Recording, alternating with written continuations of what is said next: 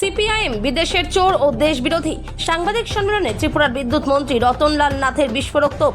ত্রিপুরা বিধানসভার বর্ষাকালীন অধিবেশনের প্রথম দিনেই জাতীয়তাবাদ ও কিউবার রাষ্ট্রদূত বিতর্ককে কেন্দ্র করে ব্যাপক উত্তেজনা সৃষ্টি হলো।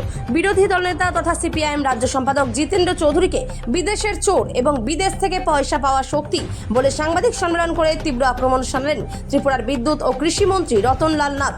বৃহস্পতিবার বিধানসভায় নিজের অফিস কক্ষে সাংবাদিকদের মুখোমুখি হয়ে মন্ত্রীর এই বিস্ফোরক প্রতিক্রিয়া রাজ্য রাজনীতিতে নতুন আলোড়ন সৃষ্টি করেছে। সম্প্রতি আগরতলা রবীন্দ্র শতবার্ষিকী ভবনে কিউবার রাষ্ট্রদূত হুয়ান কার্লোস মার্সান আগিলেরার উপস্থিতিতে ফিদেল কাস্ত্রোর জন্ম শতবার্ষিকী উদযাপনের একটি অনুষ্ঠানের আয়োজন করেছিল সিপিআইএম। মন্ত্রী রতনলাল নাথের অভিযোগ, ওই অনুষ্ঠানে ভারতীয় জাতীয় পতাকার অবমাননা করা হয়েছে। ভারতের তেরঙ্গা পতাকার চেয়ে কিউবার পতাকা এবং সিপিআইএম দলের লাল পতাকাকে অনেক উঁচুতে রাখা হয়েছিল। এছাড়া অনুষ্ঠানে ভারতের জাতীয় সঙ্গীত বা জাতীয় স্তোত্র পরিবেশন করা হয়নি বলে তিনি দাবি করেন। সিপিআইএম এবং বিরোধী দলনেতা জিতেন্দ্র চৌধুরী দেশের অন্ন খেয়ে বিদেশের গুণগান গাইছেন। তারা চিরকালই ভারতীয় জাতীয়তাবাদের পরিপন্থী কাজ করে এসেছেন। কিউবার রাষ্ট্রদূতের সামনে দেশের ঐতিহ্যকে খাটো করে দেখিয়েছেন ত্রিপুরার বিরোধী দলনেতা জিতেন্দ্র চৌধুরী। তিনি ভারতের মানসিকতাকে ঔপনিবেশিক মানসিকতা বলে অবমাননাকে করেছেন। এই দেশবিরোধী আচরণের জন্য বিরোধী দলনেতা এবং সিপিআইএম দলকে প্রকাশ্য দেশবাসীর কাছে ক্ষমা চাইতে হবে।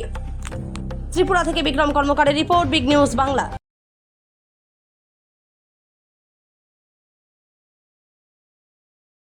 কিভাবে উনি বলতে পারেন ভারত সাম্রাজ্যবাদী?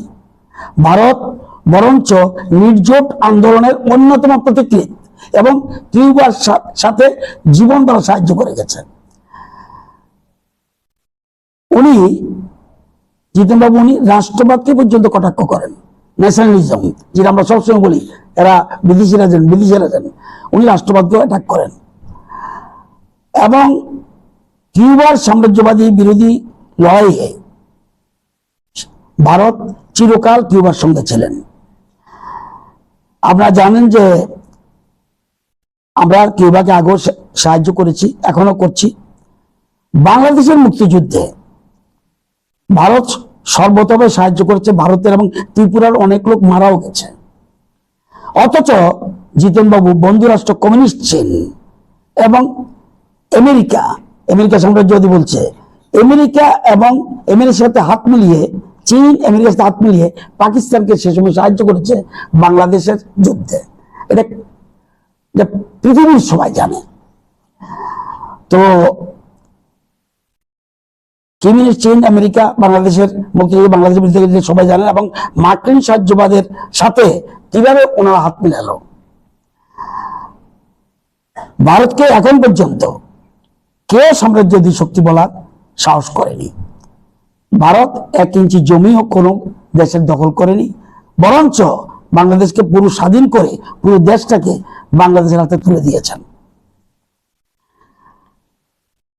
আমার আশ্চর্যের আরেকটা বিষয়, যেদিন উনি আসলেন সাবরুমে, সেদিন 19 আগস্ট রাজ্য সরকার ছুটি ঘোষণা করেছে। কার জন্য? আমাদের রাজ্যের মহারাজা বীর বিক্রম কিশোর মানিক্য বাহাদুরের। কংগ্রেস সহ বিজেপি সহ অনেক দল জন্মদিন পালন করেছে। আমাদের মানে মুখ্যমন্ত্রী পালন করেছে, একটা প্রোগ্রামে গেছে। কিন্তু আশ্চর্যজনক ভাবে যে রাজ্যে আসলো সেই কমিউনিস্ট পার্টি বীর বিক্রমের জন্মদিনটা পালন করলো না।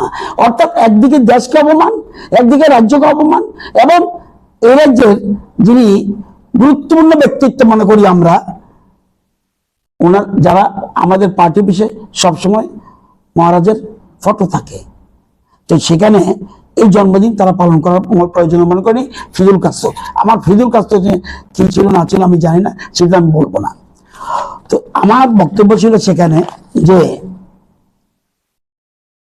এর আগেও সিপিএম নেতারা, বিশেষ করে মানিক বাবু, এখানে আরেকটা প্রোগ্রাম হয়েছিল আগরতলাতে, সেখানে বিদেশি ডেলিগেটস অনেক এসেছিল। তাদের সামনে মানিকবাবু বলছিল, দিদেন চিফ মিনিস্টার মানিক সরকার, যে ভারত এই যে প্রতিবেশী দেশগুলোর উপর দাদাগিরি করছে, এটা হওয়া উচিত না। বিদেশি এজেন্টের সামনে, বিদেশি ডেলিগেটের সামনে কিভাবে উনি পারে? তো এই জিনিসগুলি সেই জন্য আমরা বলছি। এখন প্রশ্ন হলো এই যে বিদেশি এজেন্ট আমরা এবং জানেন এখন অ্যাট প্রেজেন্ট আরেকটা খুব গুরুত্বপূর্ণ আপনাদের বলি,